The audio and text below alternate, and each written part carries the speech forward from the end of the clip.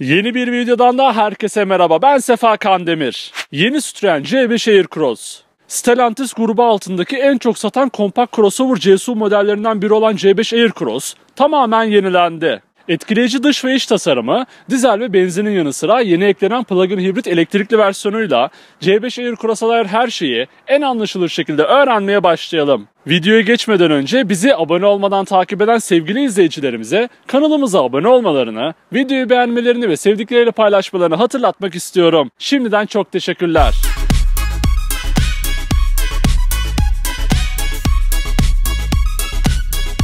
İlk kez 2015 yılında konsept modeliyle görücüye çıkan C5 Aircross'un seri üretimine 2017 yılında başlandı.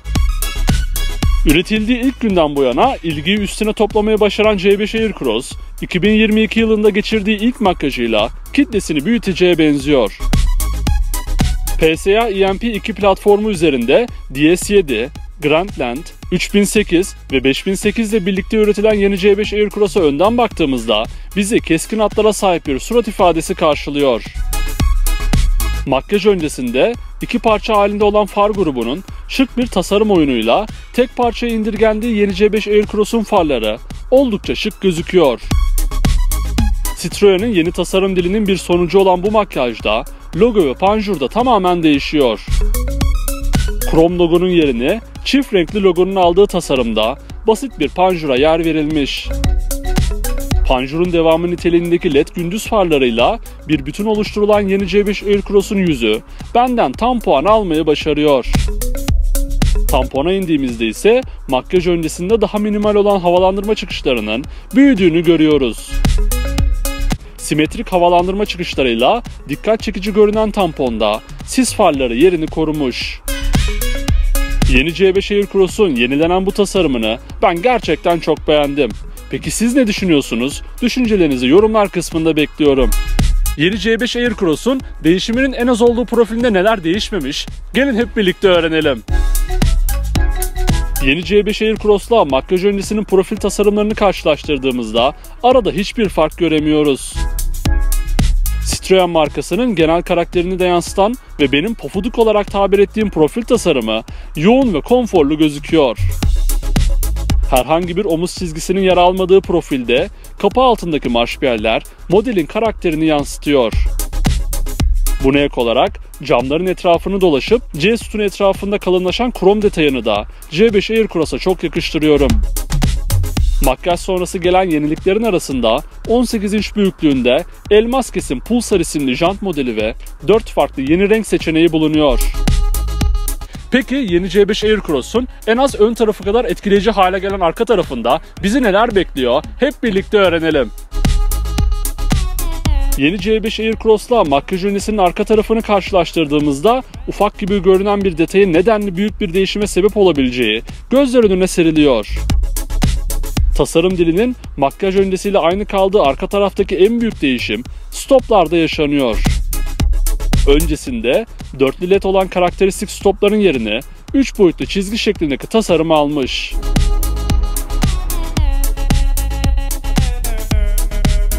Bagaj kapağı üzerinde model isim yazısı ve hibrit motor logosu yerlerini korurken yenilenen marka logosu merkezde kendine yer bulmuş.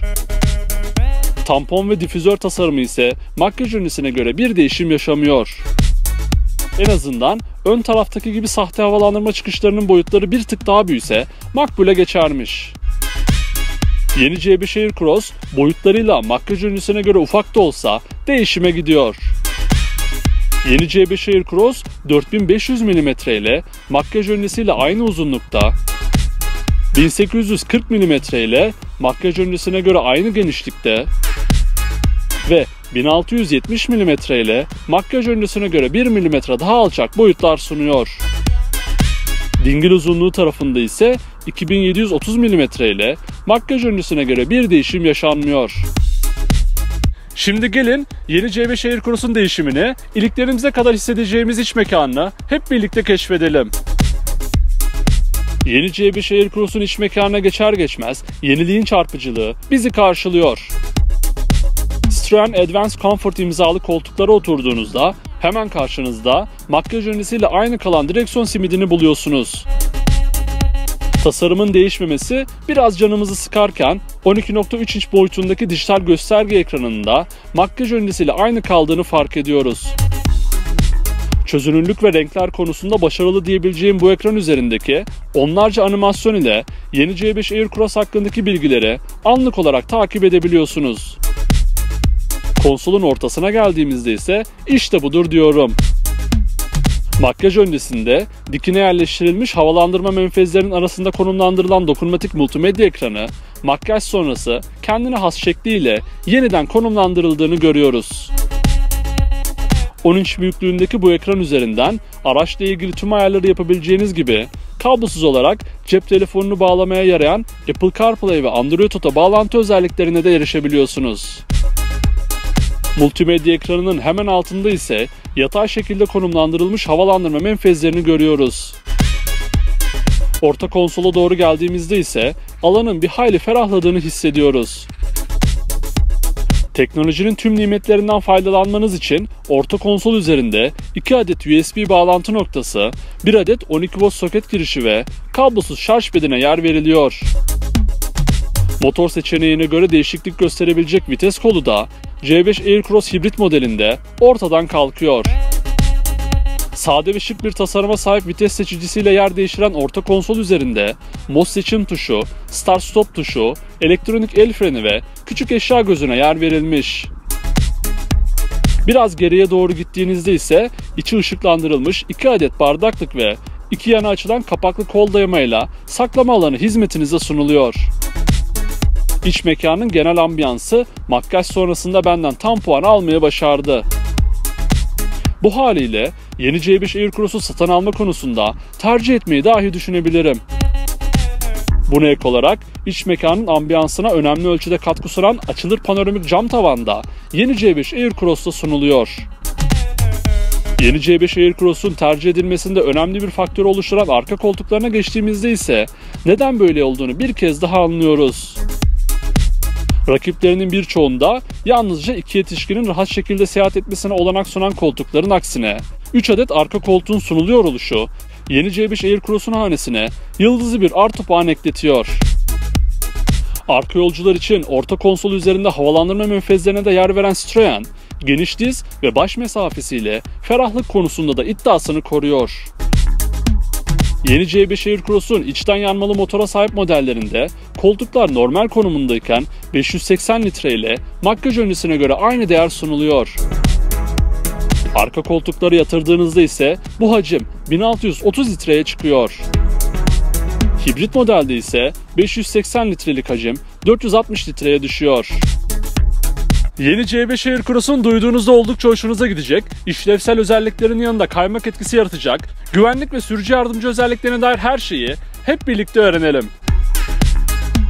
Yeni Citroen C5 Air Cross'ta C-SUV sınıfında fark yaratmasını sağlayan 20'den fazla güvenlik ve sürücü yardımcı özelliği sunuluyor. Bu özelliklerden öne çıkanlar ise şu şekilde: 30 km/saat üzerindeki hızlarda çalışıp ön tampon ve cam üzerinde yer alan radarla anlık olarak yolu tarayarak trafikteki olup biten hakkında sizi uyaran otoyol sürüş yardımcısı. Otoyol sürüş yardımcısı paketinin içine dahil olarak aracın hızını trafiğe göre otomatik ayarlayan dur kalk özellikli adaptif hız sabitleyici. Şerit dışına çıktığınızda hem sesli hem de tepkisel olarak sizi uyaran aktif şerit takip asistanı ve çok daha fazlasına yeni C5 Air Cross'ta sahip olacaksınız. Yeni C5 Air Cross'un işlevsel özelliklerinin adeta tamamlayıcısı olan plug-in hibrit elektrikli motoru ve diğer seçenekleri hep birlikte öğrenelim. Yeni C5 Air Cross'ta onun çok daha fazla satmasına sebep olabilecek plug-in hibrit elektrikli versiyon sunuluyor. Sahip olduğu 180 beygir güç üreten içten yanmalı motora eşlik eden 110 beygir güç toplayabilen elektrikli motor ile hem verimli hem de sessiz sürüşler gerçekleştirebileceksiniz. 200 Watt, 13.2 kWh'lik pillerle beslenen bu sistemden anlık olarak toplamda 320 Nm tork elde edebileceksiniz. Günlük kullanımlarda ilaç gibi gelecek 55 kilometrelik tamamen elektrikli sürüş menziliyle cebinizde koruyacak yeni C5 Air Cross'u EAT 8 ileri otomatik şanzımanla yöneteceksiniz.